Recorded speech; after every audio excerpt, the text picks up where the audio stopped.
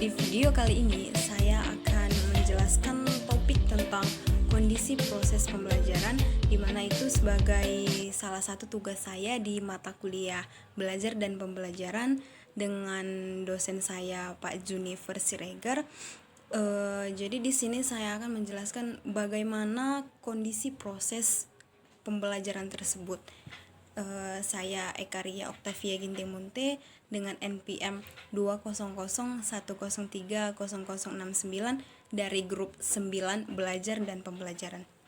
Belajar ialah suatu proses atau kegiatan yang memberikan suatu hasil.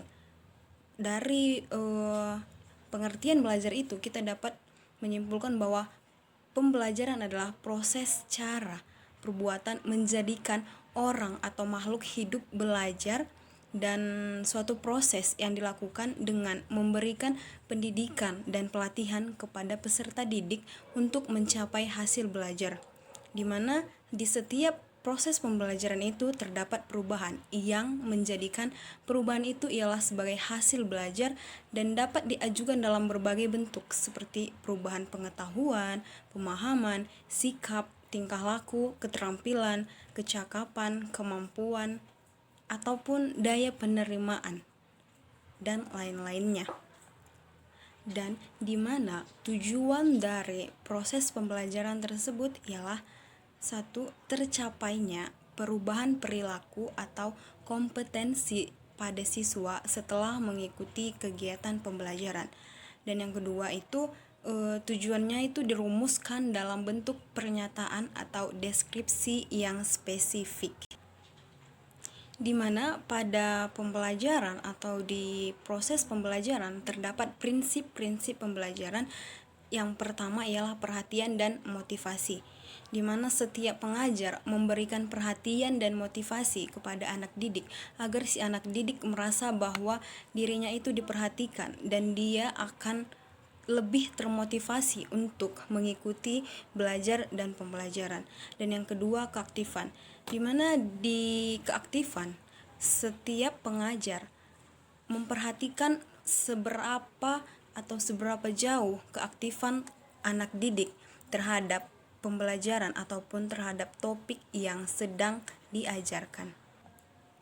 Dan yang ketiga itu pengulangan, di mana di setiap proses belajar dan mengajar anak didik akan mengulang dan harus mengulang.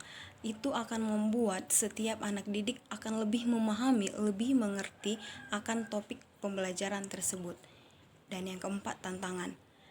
Tantangan di sini dimaksudkan dengan memberikan tugas ataupun pekerjaan rumah kepada anak didik agar anak didik merasa dirinya tertantang untuk mengerti akan pembelajaran tersebut.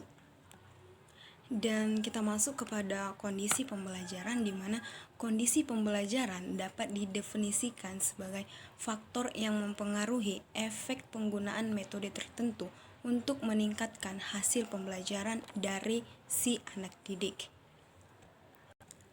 Bisa dilihat di masa sekarang, di masa pandemik sekarang, kondisi proses pembelajaran yang terjadi kepada setiap anak didik kurang lebih meyakinkan karena proses pembelajaran dilakukan di rumah atau secara daring.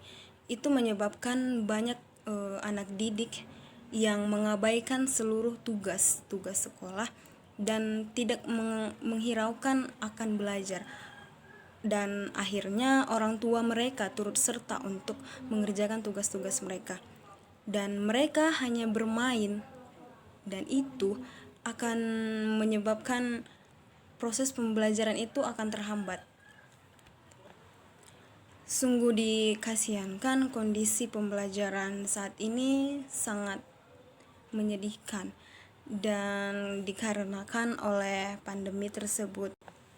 Maka dari itu, pada saat sekarang ini tim pengajar harus lebih mengeluarkan tenaga, harus lebih memberikan perhatian kepada setiap anak didik, terlebih kepada anak didik di sekolah dasar, karena mereka belum mengerti akan pentingnya akan belajar tersebut, dan itu akan mengganggu pada perkembangan di pengetahuan mereka. Saya rasa itu yang bisa saya sampaikan di kondisi proses pembelajaran.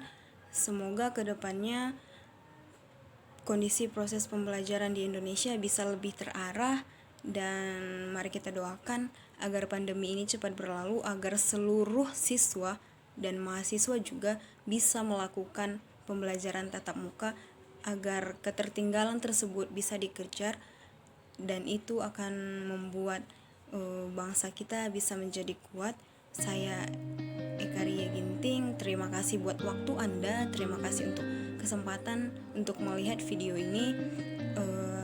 Salam sehat, salam sehat, semangat, dan bye-bye.